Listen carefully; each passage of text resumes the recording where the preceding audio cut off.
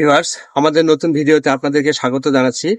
আপনারা দেখতে পাচ্ছেন আমি বোর্ডে লিখেছি কিভাবে ফিউচার পারফেক্ট টেন্সের ভয়েস চেঞ্জ করতে হয়, অর্থাৎ কিভাবে ফিউচার পারফেক্ট টেন্সের অ্যাক্টিভ ভয়েস থেকে প্যাসিভ ভয়েসে রূপান্তর করতে হয়। সো আমি আজকে স্ট্রাকচারের মাধ্যমে কিভাবে এই চেঞ্জটা করতে হয় আপনাদেরকে একটু বোঝানোর চেষ্টা করব। আপনারা একটু আমাদের সঙ্গে বা ক্যামেরায় চোখ রাখুন বা ভিডিওতে চোখ রাখুন। দেখুন, স্ট্রাকচারটি হবে ভয়েস চেঞ্জের ক্ষেত্রে, সেটা হবে অবজেক্ট হবে subject plus shall oblique will plus have plus been plus V3 plus by plus সাবজেক্টের অবজেক্টিভ ফর্ম।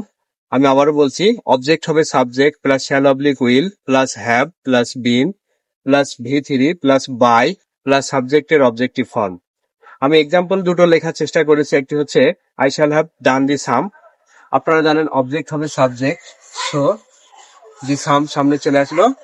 তারপরে দি সাম যেহেতু থার্ড পার্সন সিঙ্গুলার নাম্বার, সেজন্য এরপরে উইল বসবে, তারপরে ফর্মুলা হ্যাভ, তারপরে বিন, তারপরে V3। অর্থাৎ আপনারা জানেন যে কোনো পারফেক্ট টেন্সেই সর্বদা কি থাকে, V3 কমপ্লিট করা থাকে। সো এই ডানটাও হুবহু ডান বসে যাবে, তারপর ফর্মুলা বাই, এবং আপনারা জানেন আই থাকলে এর অবজেক্টিভ ফর্ম নি বসে।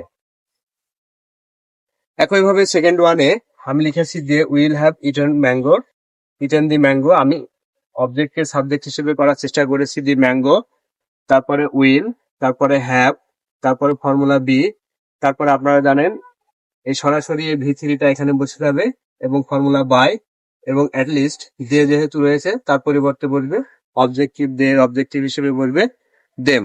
সো গাইস, এই ছিল আজকের টিউটোরিয়ালের বিস্তারিত অংশ।